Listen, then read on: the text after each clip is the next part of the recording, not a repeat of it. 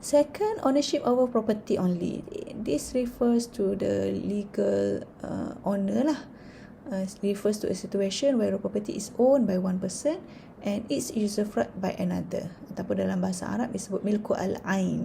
Okay, individu A ini hanya own that property only, tapi manfaat itu dimiliki oleh orang lain, yang disewakan, yang dipinjamkan. Okay, for example, in a leased house, the lessee has the right to take the possession of the house and use it for the leasing period. Okay, sewaktu leasing period itu, kita sebagai, kalau saya sebagai pemilik rumah, house owner, hak saya kepada rumah itu tak complete. Okay, sebab saya hanya memiliki rumah itu secara legal title,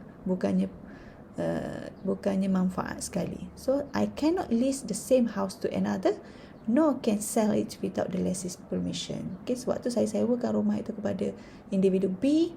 Saya tak boleh iklankan rumah itu untuk dijual, saya tak boleh iklankan rumah itu untuk disewakan kepada orang lain, sebab saya hanya memiliki ownership over property only. Okay, manfaat belongs to my penyewa. Okay, so same as when a person leaves a will to another person to own the use of a property for a period of time, then after that his inheritors own the property and the usufruct.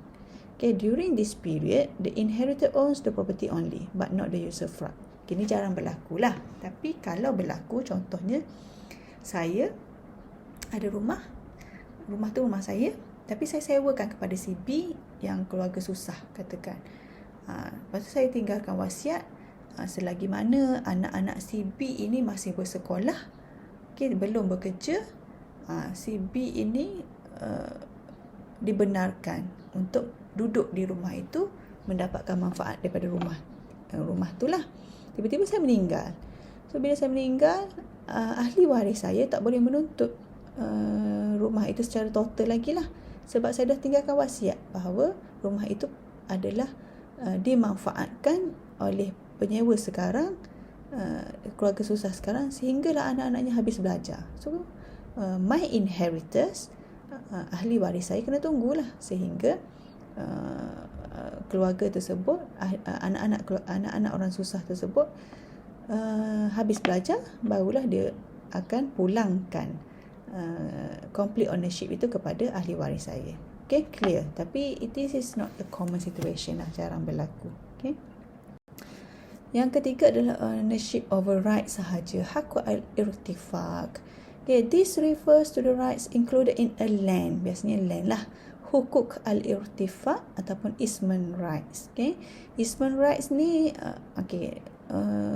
ada, kalau sebut ownership over rights, awak kena familiarize yourself dengan term hukuk al-irtifaq ataupun isman rights. Okay, isman rights in general mean the benefit of an individual or group properties from another property publicly or privately owned. Okay, maknanya ia hanya adalah hak kemudahan. Okay, ia adalah manfaat, sama ada manfaat seseorang individu ataupun manfaat berkumpulan over a property, yang mana property itu adalah property yang dimiliki oleh public ataupun secara private. Okay, it has to be noted that there are some differences between the isman right, sama ada hak al-irtifaq ataupun right of benefit, hak al-intifaq. Irtifaq dengan intifaq, tengok molek ejaan tu, IR dengan IN.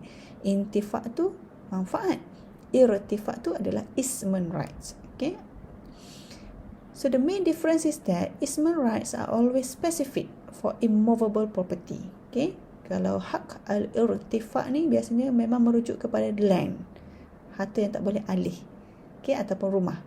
While the right of benefit right of benefit, there is hak al-intifaq, refers to general lah, for any object movable ataupun immovable, ataupun human, ataupun buku, benda yang bukannya specific land or house. Okay, in case of privately owned properties, the individual as well as the group has the isman rights, because the attachments and topographical relationship between properties. Okay, kalau harta persendirian ni seperti tanah atau rumah, biasanya dia merujuk kepada isman rights lah. Okay, individu ataupun group ada easement rights. Sebab biasanya ia melibatkan geographical ataupun topographical relationship lah. Okay. For example, the right of water, the right of irrigation, the right of drainage, the right of passage, and other neighborhood rights, such as the right of upper or lower floor neighbors, the rights of next door neighbors, and the rights of preemption. These rights are included and are subservient to the land and cannot be independently traded. Anyone who owns the land owns these rights. Okay? Kalau kamu ada tanah, maka kamu ada hak lah.